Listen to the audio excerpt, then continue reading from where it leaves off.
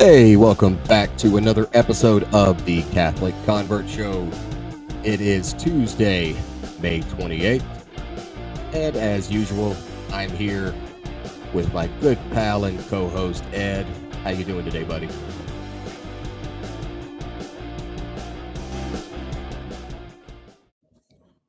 Howdy, everybody. Wow, that was very enthusiastic. Wasn't that something? Hey, it's Tuesday after a long weekend. What do you expect? Yeah, you know, it's weird that, I was telling you the other day, might have been last week, I forget like holidays because that's never really something that's it's not really like a big deal to me unless they're like the big holidays. Like I love 4th of Mhm. July. I love Thanksgiving. I love Christmas. And then we have, in the church, we have our holy days of obligation. But I forget everything else. Like I have no idea when Arbor Day is. I have no idea when Labor Day is, much less why I can't wear white afterwards. Oh, it's New Year's Eve. Great. I'll be in bed by 10 and Mhm. I'll be up at 5 on New Year's Day. Uh, Halloween, forget it. My kids have never gone trick or treating except for like those trunk or treat things where Yeah. it's we have like this Poptober Fest because our parish is Prince of Peace, so it's Poptober Fest. We've got big vats of Bavarian beer being blessed by the priest, huge you know, wagons full of like amazing German food.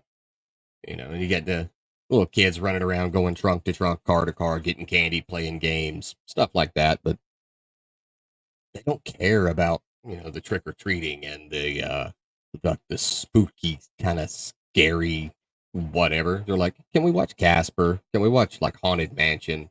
Where it's not overtly scary. It's got the cool little, oh, there's a couple of ghosts. It's humorous. It's kind of family friendly, that thing.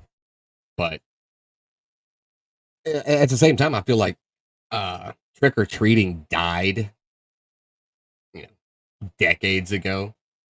It used to be, you walk out on the porch, you got like 400 kids walking up and down the street running around, and now you might see that in some, random HOA neighborhood, but actually going house to house with your parents, parking on the side of the road, running up, ringing the doorbell, knocking on the door, getting, razor blade filled nougat bars. It's a thing of the past now. But I don't know. It never was my thing.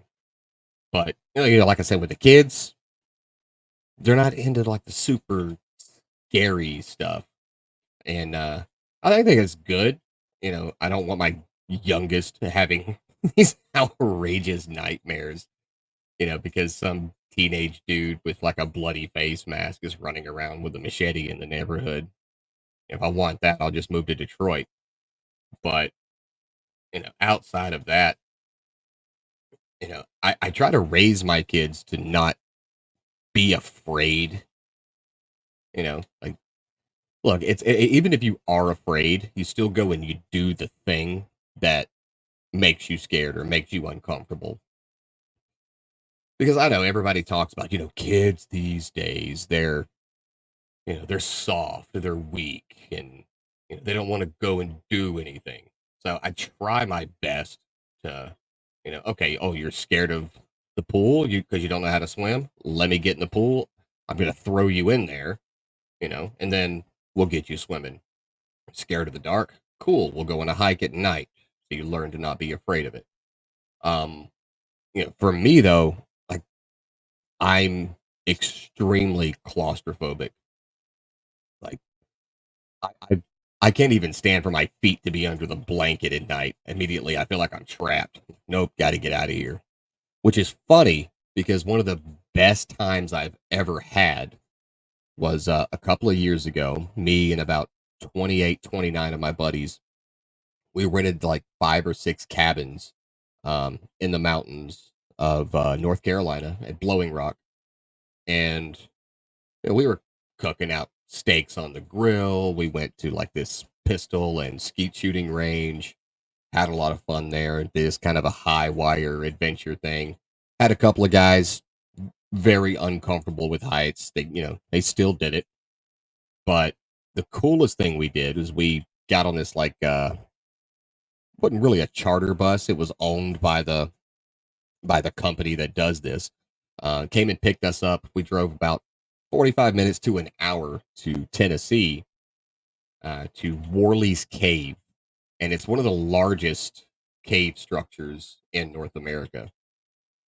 And I'm like, okay, cool, we'll go caving. We got there, we had to wear these specific kind of gloves, the hard hat, the lamp, and they were like, if you've ever been in any other caves, make sure that you're not wearing the same shoes that you were in these other caves, because caves are living things.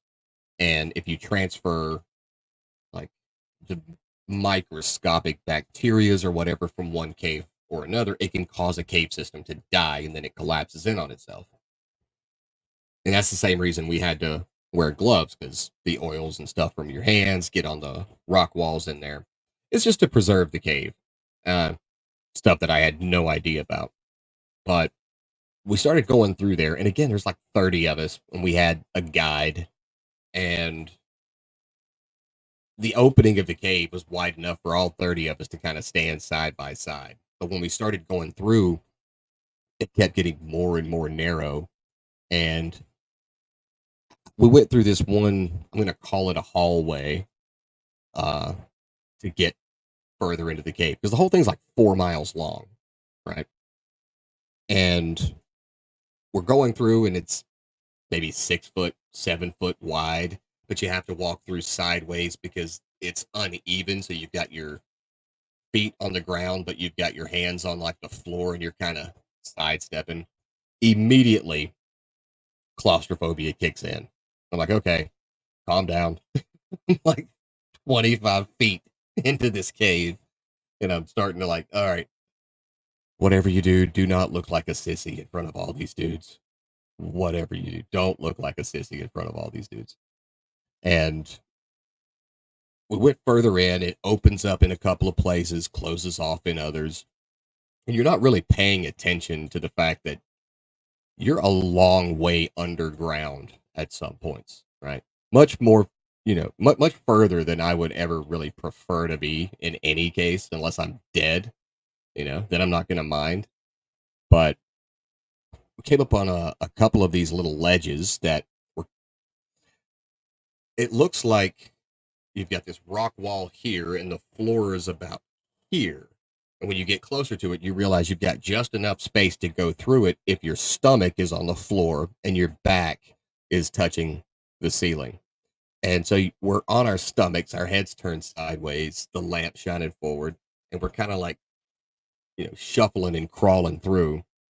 And then when you get in there, it's a room is probably like 7 feet long, but like 2 feet high. And so there's like 9 of us in there. Okay, time for me to get out. And I'm still panicking, right? But I'm holding it together. And I made this decision. I'm just going to be the very first one in line following right behind the guide, because the guide's like, go through there and wait, you know, because I figure if I'm the last one in line, there's a chance that I might get stuck and nobody will notice. They just leave me there. So I'm like, and I'm not a big guy, Uh, I think, at that time I weighed like 165. I'm only 5'6", 5'7", and there's much larger dudes going through there, but the mind doesn't care. It's in full blown panic mode. No, I'm gonna suffocate to death in here. So I got to be the first one through all of these things, and that was my logic. If I'm stuck, there's 30 dudes that I rely on that I'm very good friends with. They'll at least get someone to get me out, or I'll have a really big audience as I die. You One or the other. And so we're going through this cave, and a couple of the places you kind of have to invert yourself as you're crawling on your stomach down this hill, like through these narrow like tubes basically, and they're rocky. You got to watch your face so you're not, you know, jabbing your eye out on a rock coming out somewhere. And you get there and it's like, oh, I have to stick one arm out, turn on my side, slither through like a snake, wiggle, and then kind of army crawl on my back. Like you have to do going through like the night infiltration course in basic training when you get the barbed wire over your face. And getting through opens up a couple of really big antechambers kind of thing. There's some ledges along the edge where you can't see the bottom even with your light shine down there. So I made sure to stay on the opposite side of the room. Yeah. Um, but eventually we get to some of these parts where there's this area called the birth canal. And it is as terrifying as you could possibly imagine something in a cave called a birth canal to be. And got to go head first down in a hole on my stomach and then somehow do like this weird flip over onto my back thing because I can't arch my back like a scorpion and then come wiggling all the way out. And it's like, oh, there's the head. Oh, there's the rest of him. And you finally get through it. And the rest of it, it's not really small like that, except for a couple of places when you're trying to get from like one chamber to another. Um, but the entire time, I'm just kind of trying to put the fear behind me and just be first. That's the only thing I was focusing on. Just be first, get through it all. And chances are you won't die down here or at least suffer a panic attack. And, it was a great time. I will go and do it again because that was kind of like immersion therapy, right? I did the thing that terrified the crap out of me and I got through it. And when I started thinking about it later that evening when we got back to the cabin and, we've got big steaks and potatoes, coming off the grill and everybody's having a good time. We're smoking cigars, getting ready to leave the next day. I realized that I made it through all of that because I had confidence in my brothers that were with me. And it wasn't so much just be first. I completely relied on them to make sure I didn't fall behind. And I think that entire principle of having, a brotherhood of guys that have your back that are going to help you get through the rocky, scary, dark terrain is important. And it's even more important when we look at the people within our own parishes and our churches. When I joined my parish, I met the guy who eventually became my confirmation sponsor and my friend in the church library. And we talked about it for a little bit because it was pretty fresh. It was like 2 months, no, it was like 5 months after I came back from, that trip with the guys. And we were talking about it. And he's like, it would be great to do something like that with the men here. And the thing that was going on is that, we've got 2,300 families at my parish spread across 3 different masses, because we have an 8 a.m., a 10 a.m., and then we have a Latin mass at 12:30. But there's some people that, and guys within the same age group all together in mass, but they don't know each other's names. They just like, oh, it's that guy. I haven't seen him in his pew in a while. And I wanted to change that. I've been a part of a secular fraternity for 6 years now, and stuff like that's important. And so what we did is we put together, we call it Estovir, which is Latin for be a man. And it's our men's group. And we've done barbecues, we've done hikes up to like mountain tops and stuff like that. We're doing another hike here in a couple of weeks. But again, I made my way through that dark cave that was freaking me out because I had guys that I could depend on. And I knew that they were depending on me if something were to happen to them. And I think even though I was still afraid, I went through it a lot easier than I could have otherwise. And it makes me think about people that are maybe they're cradle Catholics and they've been in the church a while, and you know they start going through their own version of a cave, that cave that freaked me out, whether it's a trauma to the family, a loss, a divorce that they didn't want, or maybe they did want, something. And they don't turn to each other. They don't have a group of friends. They don't have people in their church, or if they do, they don't realize they can lean on them to help them, you know, get through those things. And it's the same thing when you have a crisis of faith, or if you're like I was when I was just joining the church and my very first time at mass, I didn't know anyone. And fortunately, I'm not a very introverted person, so I'm just walking up to random guys, introducing myself and my wife and my kids, talking to the priest. Um, but there are people who aren't like that, and one of the biggest assets that we have at my parish is the welcome committee.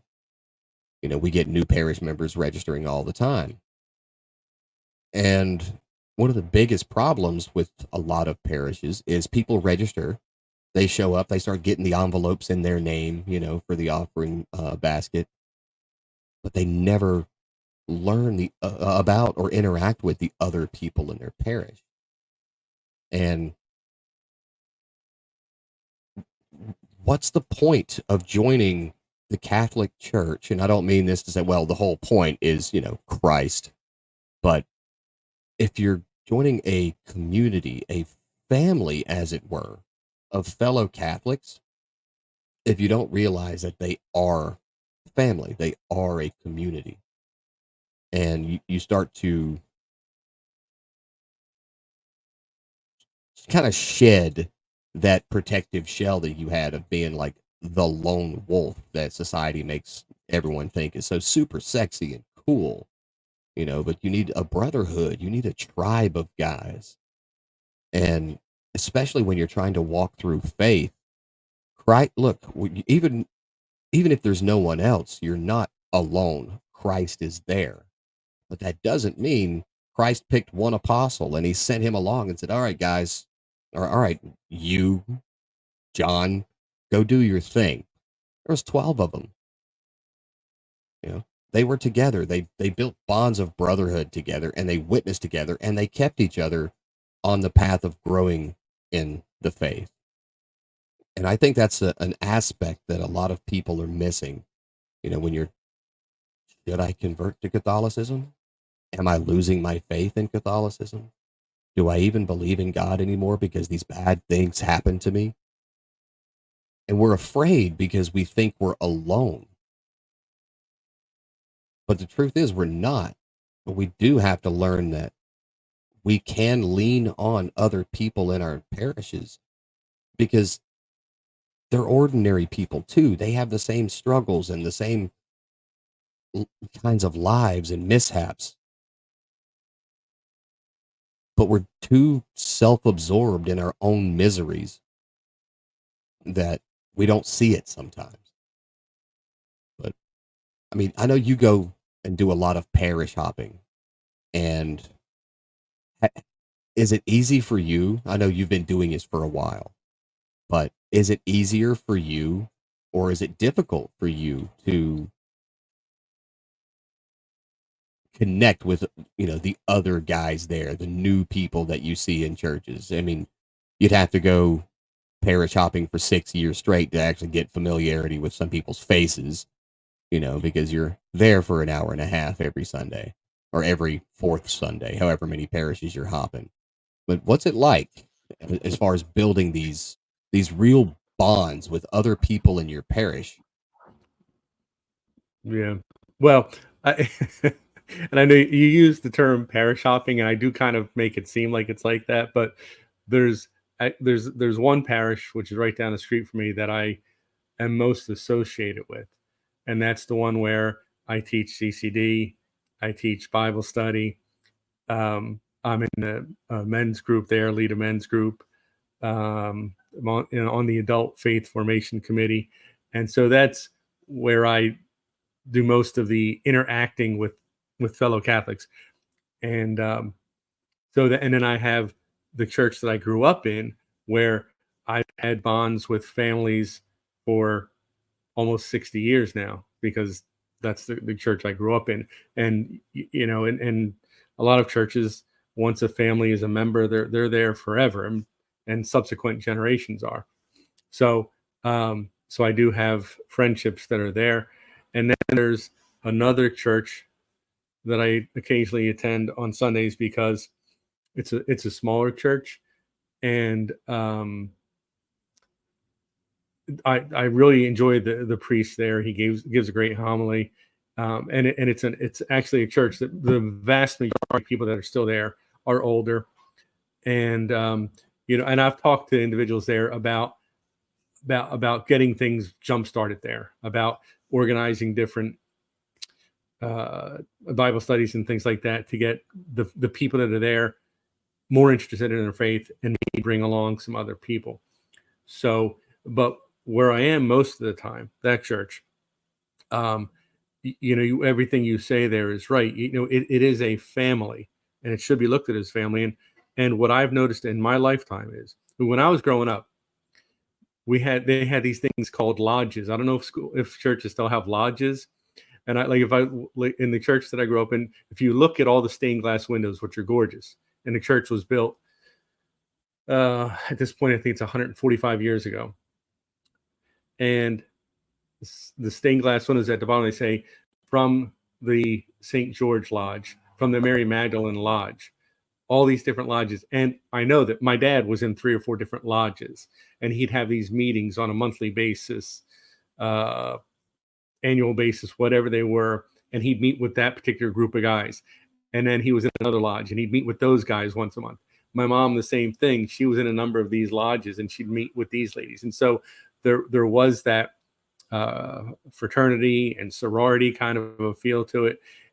But in my generation, we've gotten away from that. We've gotten to the point where, if you have anything to do with your church, it's for that 1 hour on Sunday, and that's it. You go and you get your obligation out of the way. You don't feel like it's a family. And so, like you're saying, when you're struggling, when you're going through difficult times, where do you turn?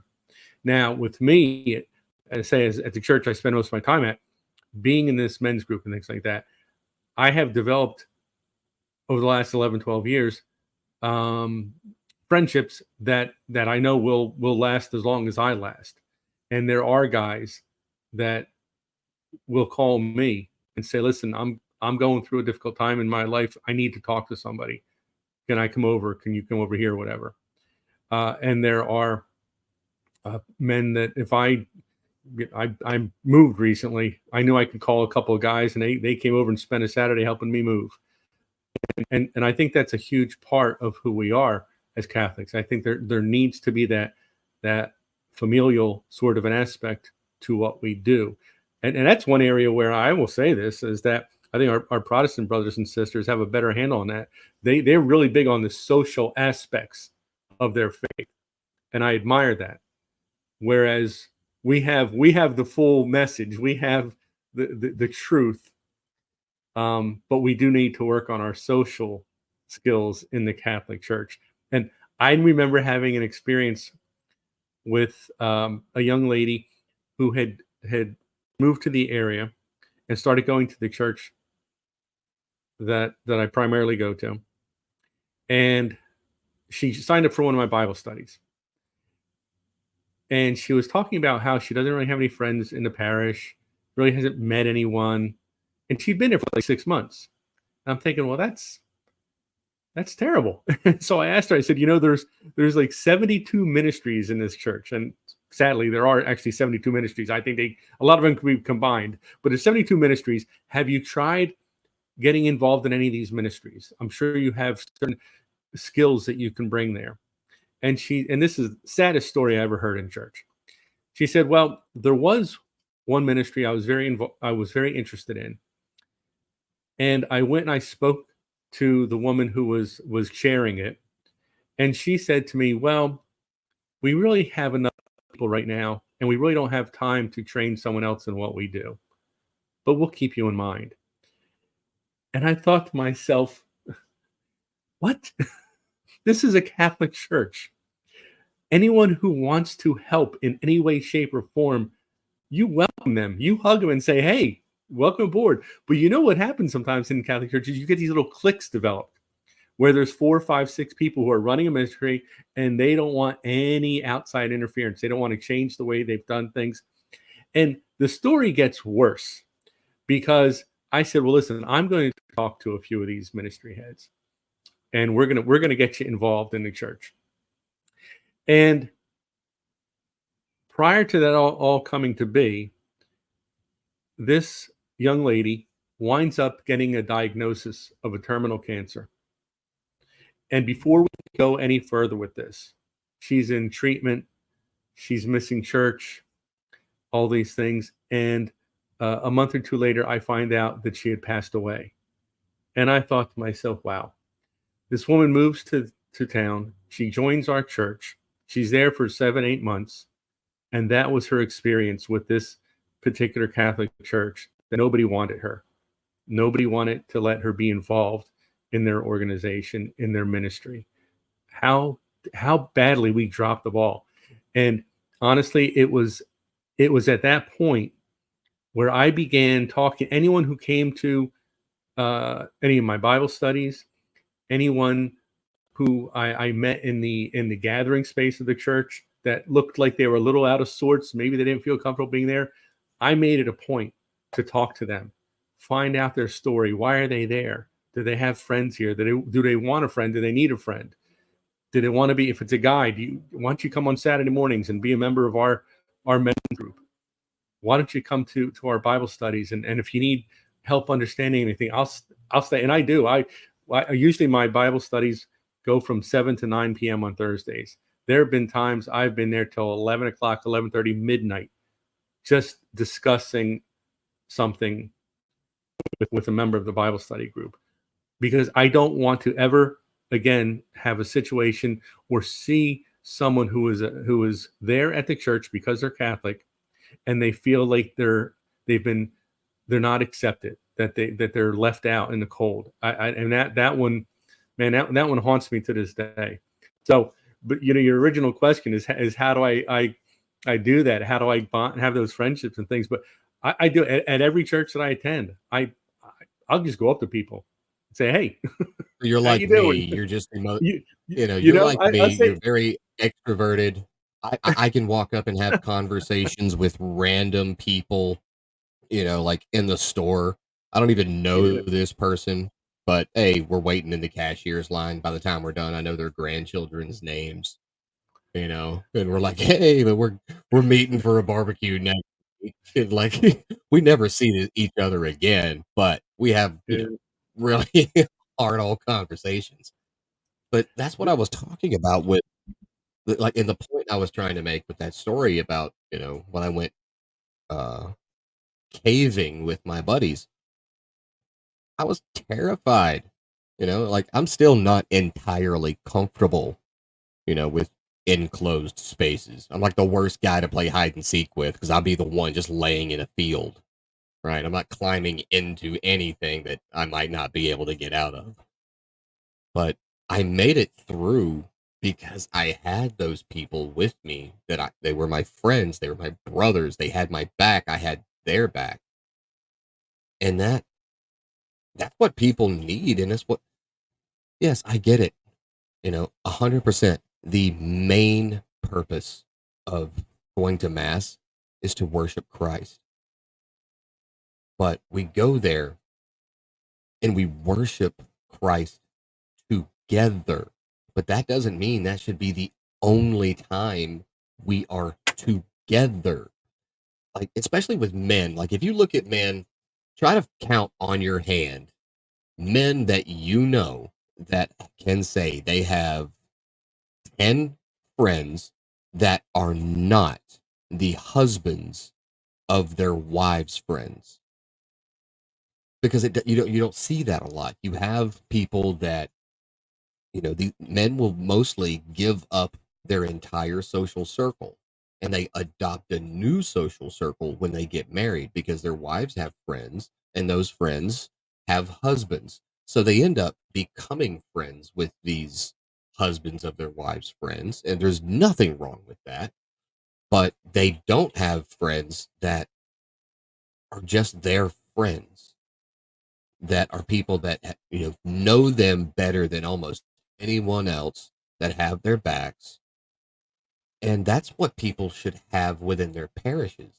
Those people should know you better than anyone else.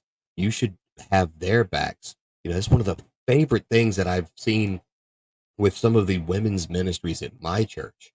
Somebody gets sick.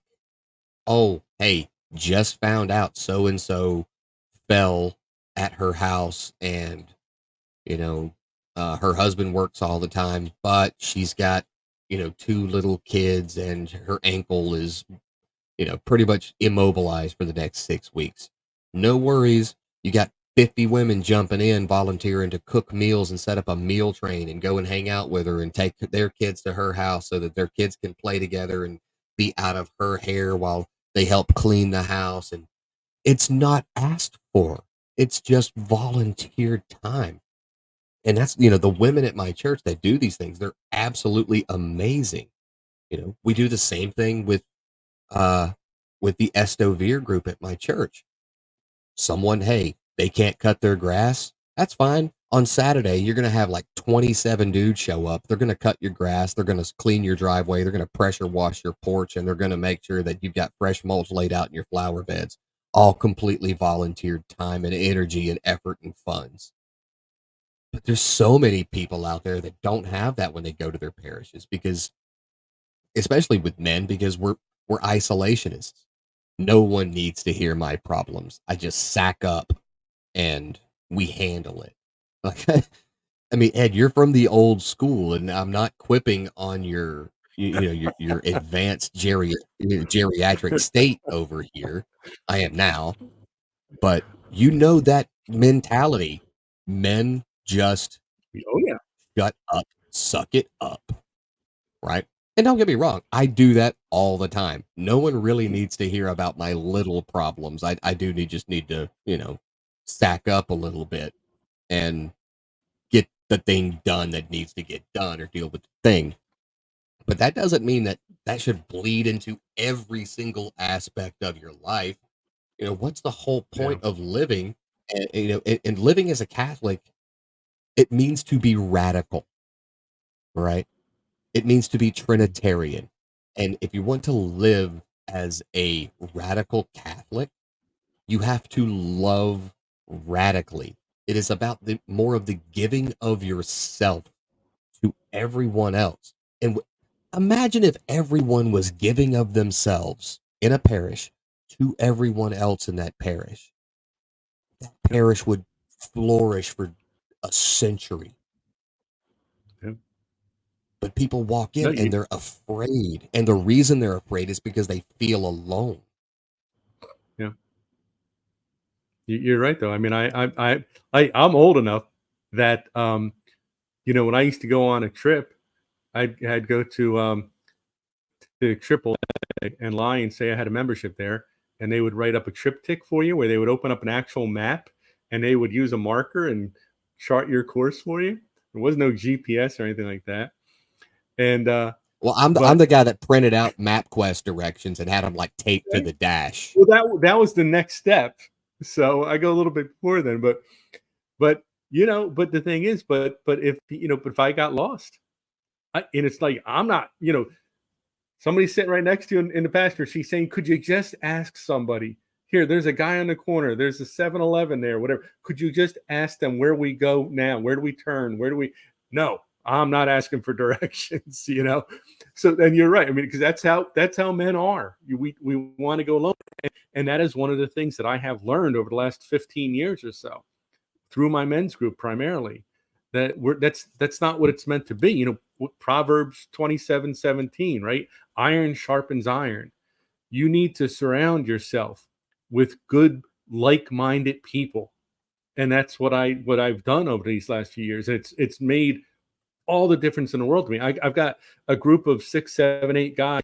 We'll get together this time of year, between now and Labor Day, 4, 5, 6 times. We'll get together and we'll spend an entire night out on the beach surf fishing.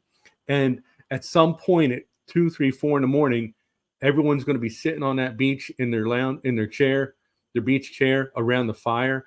And someone's going to say, hey, I got some questions about, Paul's letter to the Ephesians, something like that, which is great because that's where the conversation winds up. It's not, hey, did you see that girl at the Wawa that we stopped in on the way here, or this other nonsense that some guys will get involved in. It's not, because you're with like-minded individuals, the conversations stay where they should be.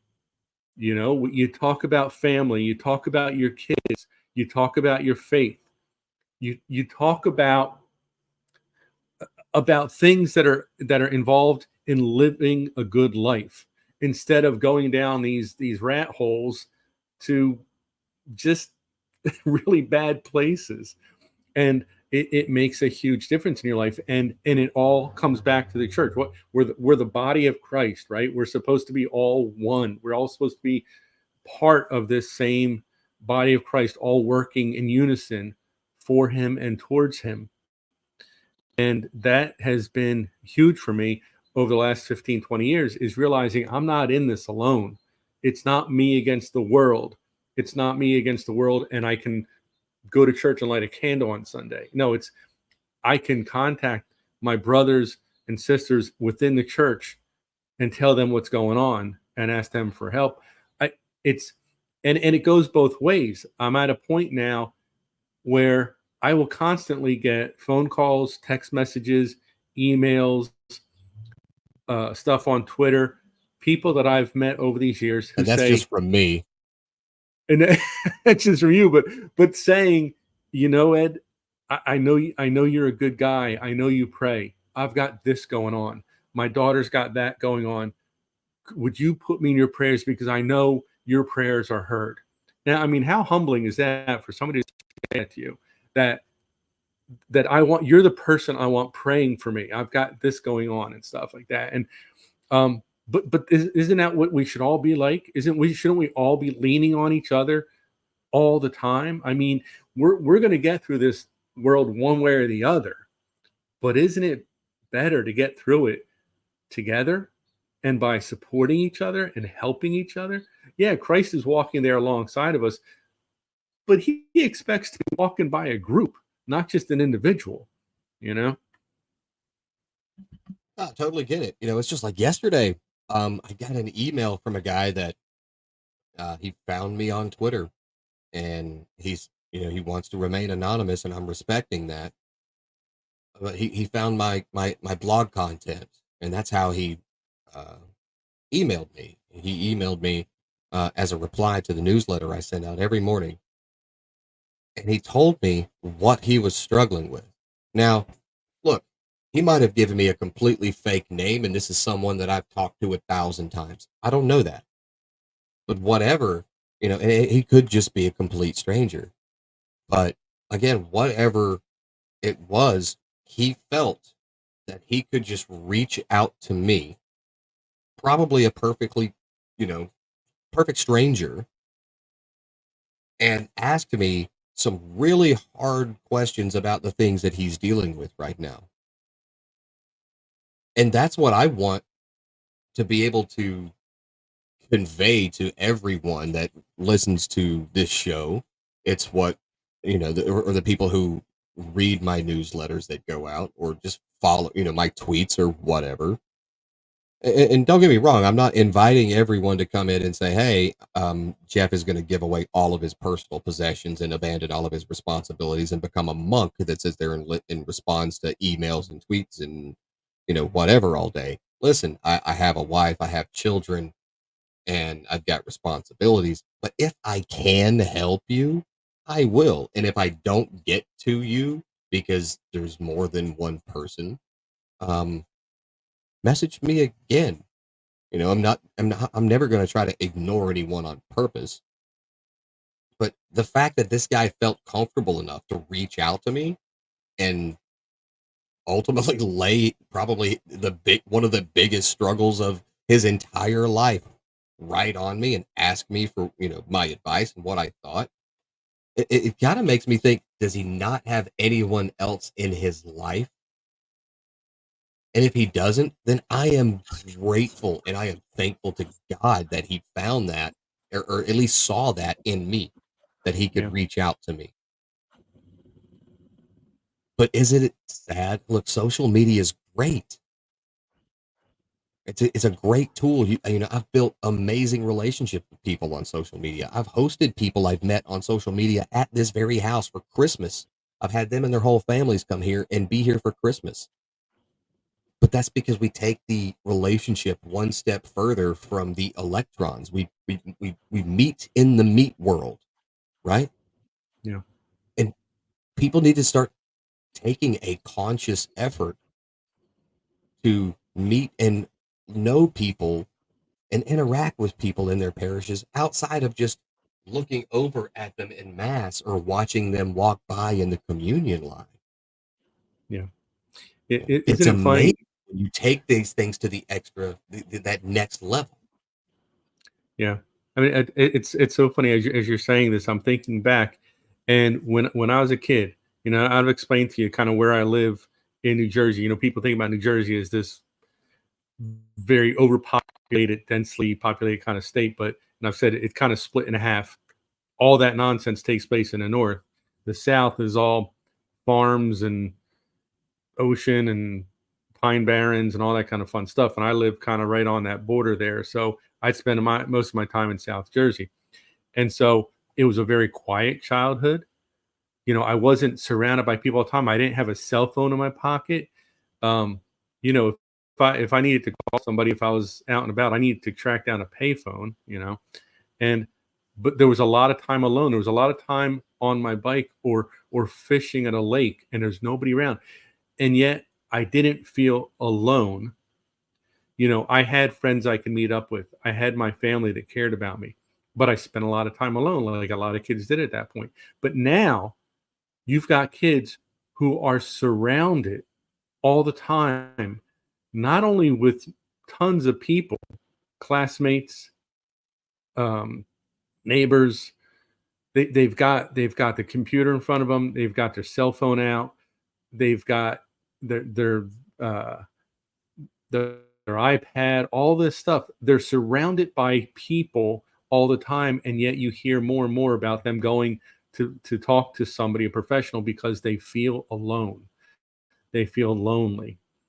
And that's so sad to me. But it's because what kind of relationships do they have? They have online relationships, they have cell phone relationships, they have Twitter relationships and Facebook relationships, but they don't have people in their lives that they can just simply count on all the time. And that's why it's so important to develop that within your church, within your men's groups, within your ministries. You've got to develop those families, those communities where you know that you are surrounded by people that care about you and are there for you. And we've gotten away from that. It's another one of the things that I've noted. I've lived long enough to see change in society. When I was a kid, if it snowed, I knew I was going to spend the whole day shoveling the walk of every single person on my block that was over the age of 50 because I didn't want them walking out there and try to do it themselves.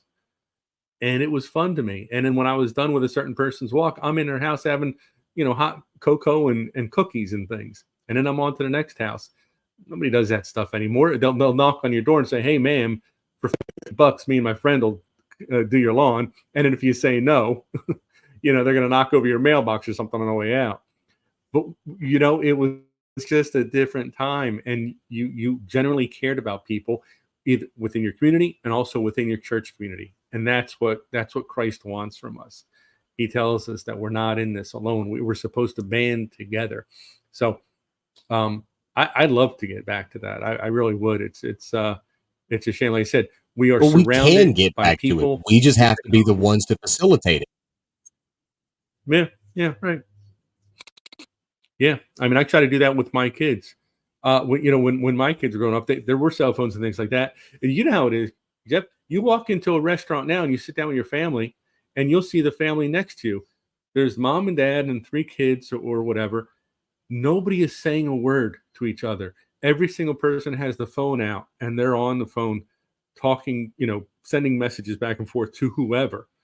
There's no conversation at all at that table. And so, I mean, my kids, they had cell phones when they were, I think, 13 or 14, when they entered high school, and it was to be kept in their pocket. It was, if you needed a ride after school Well, it was was also over, the you Nokia, and it didn't call have mom or dad. anything It but was like that kind of. Snake on it. Yeah, yeah, no, yeah. There was nothing. You could call and you could text. That was it. Yeah, but it cost extra to text. It's like 10 cents every single It, text. and that it did. Keep So they knew not to do that. you text if you're dying. Yes. Yeah, yeah. But no, it feels like all of those practices in that world. Sometimes it feels like it's just kind of like it belongs in a museum because it's antiquated, right? But it doesn't have to be. We can bring those things back out into the light, but we have to be the ones that do more than go, wouldn't it be great if we could go back? We could just go back, right? We can do those things. We could take things, out of the old archives and bring them up to light, which is kind of what we're getting ready to do, taking a look at something that came out of Ed's Vatican archive and see what he's got for us today. Yeah, there you go. You like that Well, segue, didn't you? Jeff, we are approaching June, which is that was I wasn't going to bring it up. I was going to say afterwards. I was going to say, man, that's an award-winning segue right there. But we are approaching June, and we all know June is an extremely important month in the church.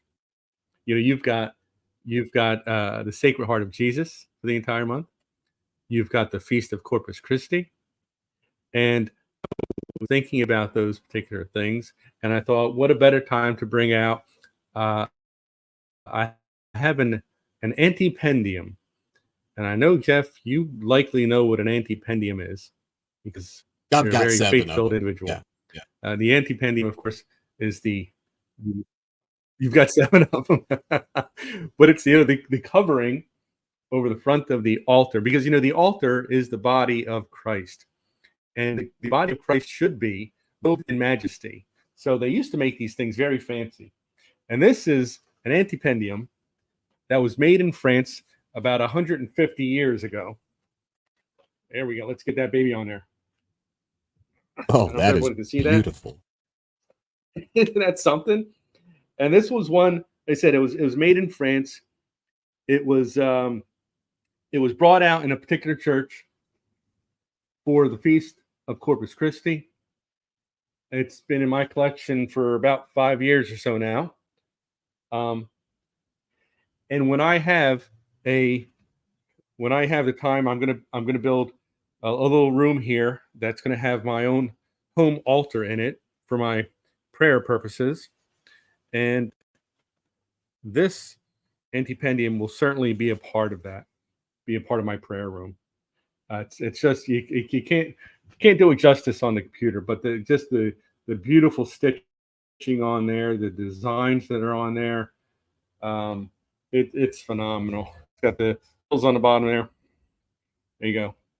Yeah, that is awesome. So that's my, like I said, it's about 120, 150 years old, and yeah, so that's going to be in a very special place in the house whenever I get around to. I've got all these great things to put in my prayer room that I'm working on. I just have to get around to putting that prayer room together, because I don't know about you, Jeff. I I have such a difficult time focusing. So a lot of times I'll actually leave the house and run down the street to church because there's nothing else you can focus on there other than God. Because if I when Unless I you're try to praying do a my rosary, more because when lengthy you're praying a prayers rosary, here at that's when your home, mind runs all over the place. oh, I have such trouble with that. I have such trouble with that. But so I like to go to That's church and look, do it. I do But I figure I if I don't have my struggle prayer with it. room, I don't struggle with it if I pray in Latin, though. no, No, as I long as see I'm that because praying you in have to Latin, think, it right? You works. have to really think.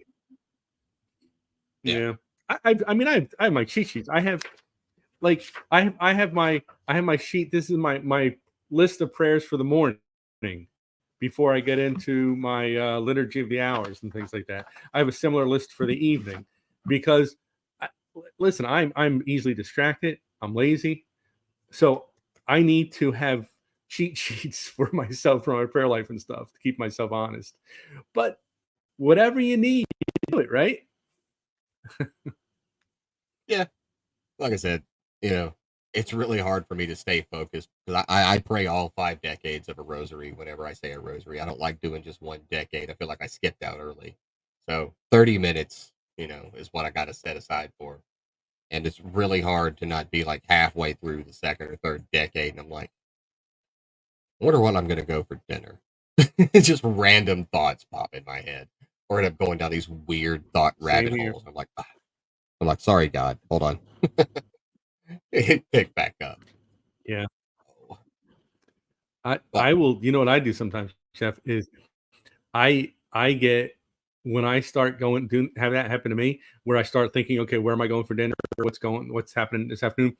I get angry with myself because of that. So I will stop and whatever I'm praying, I will start at the beginning. So if I'm 3 decades into a rosary and it happens, I'm sorry, I'm going back to the beginning because I figure our blessed mother, she deserves that.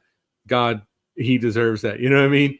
They don't deserve to know that I want to go to run to Arby's and pick up a roast beef sandwich and, and stuff like that. makes sense. Oh, so who we got? The saint of the day, the venerable. Well, it's kind of coinky dinky. You've got something that was made in France coming from the archive today. We've got the venerable Saint Pierre Toussaint, and he wasn't from France, but Pierre Toussaint is a French name, so that was my weak attempt at finding some connectivity there. But the Venerable Pierre Toussaint was born in modern day Haiti, and he was brought to New York City as a slave. Now, he died as a free man and actually a renowned hairdresser. And he was also one of New York City's most well known Catholics. So, plantation owner Pierre Berard made Toussaint a house slave and allowed his grandmother to teach her grandson how to read and write. Now, in his early 20s, Pierre and his younger sister, his aunt, and the other two house slaves accompanied their master's son to New York City because of some political unrest that was going on at home. Now, he apprenticed to a local hairdresser and he learned the trade pretty quickly and eventually went to work very successfully in the homes of a lot of the rich women in New York City. Now, when his master died, he was determined to support himself, his master's widow, and the other house slaves, and he was freed shortly before the widow's death in 1807. 4 years later, he married Marie Rose Juliet, whose freedom he had actually purchased, and they later adopted Euphemie, which was his orphan niece, and both preceded Pierre in death. He had attended daily mass at St. Peter's Church on Barclay Street, the same parish that St. Elizabeth Ann Seton attended. And Pierre donated to all these different various charities, and he was generously assisting both black and white and Hispanic, Italian, Irish, all of them, anyone who was in need. He and his wife opened up their homes to multiple orphans, helped them, get educations. And him and his wife also nursed a couple of abandoned people who were suffering from yellow fever. Now, he was urged to retire and enjoy the wealth that he'd accumulated a couple of times. And his response to that was, I have enough for myself, but if I stop working, I'm not going to have enough for others.